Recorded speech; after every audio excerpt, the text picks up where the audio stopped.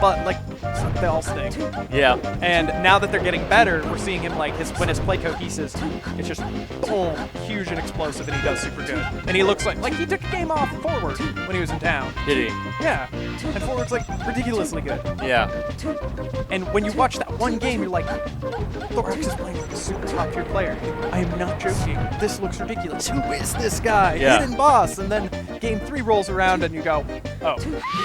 And that's the problem with having too many tools early on. Yeah. But Mouf versus JF. Yeah, different people. New guys coming into here. Mouf moving recently over closer to the DFW scene. He's now a DFW player. Yes. And JF, the well-known Austinite, trains a lot with Art. So he's got this awesome Sheik. He used to play a bit of Puff. Yeah. So I'm curious to see what he brings to the table here. His character history is silly. Say the like Sheik wasn't even on his character list for a long time. Sheik became like his main almost out of nowhere. He was mostly switching between Puff, Falco, and Turn. And then when he said, I'm going to commit to one character, he said, Sheik. Really? And his results have gotten a lot better because he's committing to one character, not trying to overthink his counter picks. The thing about overthinking a counter pick is when you're fighting someone really good, you need comfort factor. You need to know what to do right away and get it out at the exact right moment. Right. If you keep switching characters and then someone happens to be like, oh, the best Peach against Jigglypuff in Greater Metropolitan DFW area, then it's like, oh, my stuff isn't working, and then everything starts to fail because you think too long in between stuff. Yeah, so much so to the point that you should feature yourself. Yeah. Spreading yourself too thin is definitely a problem that people should try to avoid. That's what you can do. That just have character loyalty, stick it out, try to learn everything you can about this character inside and out. Yeah. Well, if you're gonna have secondaries for matchups, train those matchups super hard. Don't play your main against them in friendlies, then pull out the pocket in tourney, because you're not gonna learn everything you need to know. You need to drill that matchup very specifically, and you can't just bust it out because it, air quotes, is supposed to be good for you. Yeah. But like, JF Sheik has been doing really good. Recent year, I guess. Yeah, as soon as I've been coming into the scene, the more and more I've been seeing him. He's always been playing Sheik. Yep. So, yeah, it's definitely within the last year. That grab off that light shield's insane. Called that, paid attention to the tech chase. Almost got his fair. Probably would have been stock advantage for him. Ooh, chases him down onto the next platform. Oh, yeah. But JF hovering below, just saying, you know what, I'm waiting for that one moment. Then I'm going to get that up smash. Oh, excuse me, that up. Oh, gosh, for that fair. Because up air, you can take him off the top fair, take him off the side. Fair, strong hits as well. Yep. But Sheik, pretty flexible in how she chooses to execute you. yeah. Flexecute you. But catches him with pan, and this is what we've seen from Mouf. It's just fantastic edge guarding throughout the night. He's so good at just knowing exactly where he needs those fairs, those nairs, but even off stage against Spaces, we've been seeing him just have, and Marth as well, have such great turnip play. Yeah. Doing right there, you see Mouf going high for that nair. Now, he could have waited. He could have float nair, but almost every time JF got those up Bs, he ended up on the platform of the battlefield.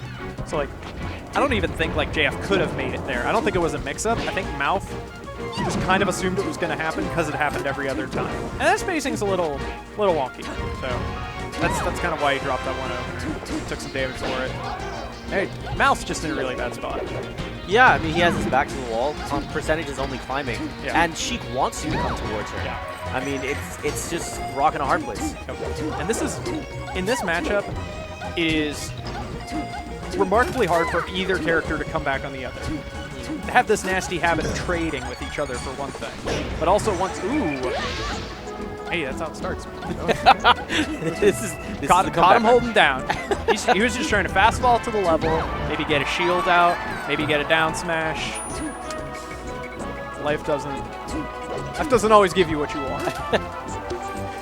Yeah, also gives you the situation that you're sitting down to stock. Yeah, I mean, this is the moment where Peach can trade with Sheik and have it work.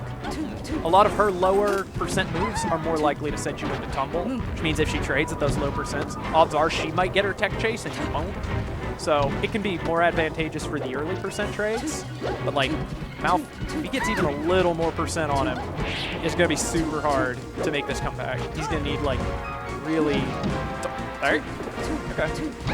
Back air, strong hits, as opposed to going for the odd angle. Ooh, Parasol comes out and actually uses that as the hitbox. Tries to save. This is what I've been waiting for.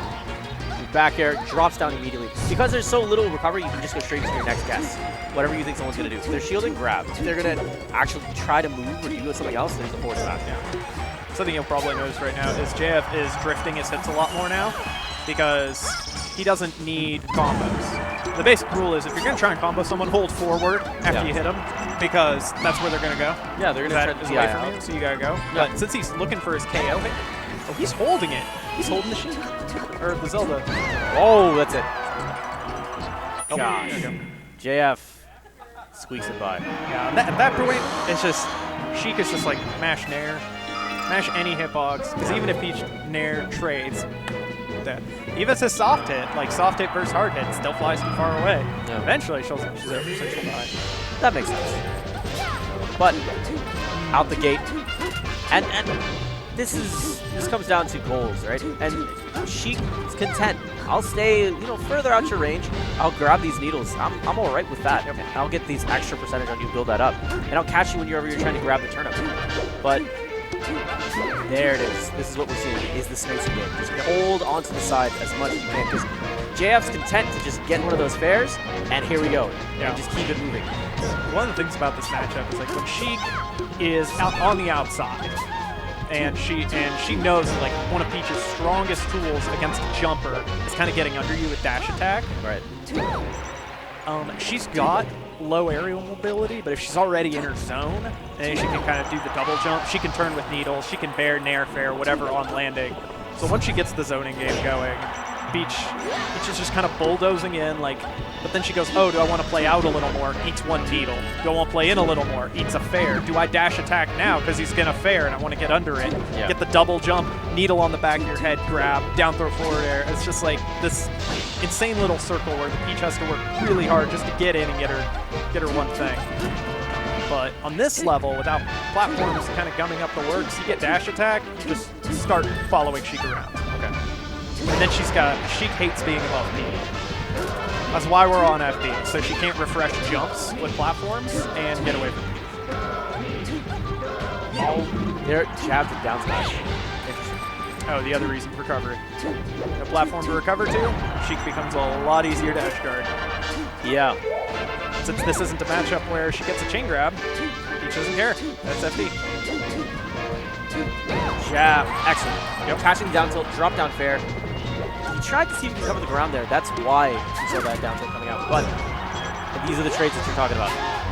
Whenever you get those higher percentages, you don't mind at all. So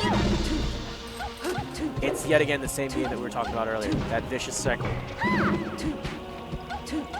I also think, like, as a player, JF is actually pretty suited to fighting Peach in this matchup because he does like one extra step in between everything. He kind of takes a circular path to get to you. It usually goes a really roundabout way, and that's great against Peach because Peach, so much of what she does is with something cover for it. But JF is willing to play on the outside, keep controlling the space, move away. That you kind of see him, oh, he doesn't really want to go in, Then when Mouf does that fair and he's like, oh, he's going to retreat and I'm going to get punished if I down smash. Like, once that's set up, then it's just, let's grab. Let's grab a floating fair. Like, you don't get to do that. There is a jab there. There's a down smash there. There's a dodge down smash there. There's something. But once Mouf gets tired of getting hit for jabbing or for down smashing in place over and over again, eventually he's just going to like try and jump again, or he's just going to dash away again. That's when he starts getting really punished. JF is really suited to doing that, especially at the start of the match. It's not going to be enough to take him off the top, though. Let's see what JF is looking. He's going to continue to get these pummels on him. For every 40, I think it is, you get at least one free pummel. I think it's 40 or 60, something that I was talking to YouTube Jack about. But why not cash in? Take every extra minute that you can. Hold to the edge. That's going to be enough. That's one stock down, though. He's looking for, like, that tricky angle, you know? Yeah. That, like, just 1 degree off of vertical up B to get Mouf to stand up, but so he didn't have to go on the level and get nared. Because at that point, you might as well try something a little weird. Yeah. Oh, I think this is it. Yeah, it is. He launches him off the top, and JF advances. Yeah, dude. First comes the bread, then comes the butter. It's the D&D, dude. Good games, man. JF, clean 2-0. Yep. Both one stock, right? Yes. Yep. Pretty solid. Not a crushing performance, but stable. Yeah. Had absolutely. momentum the whole time.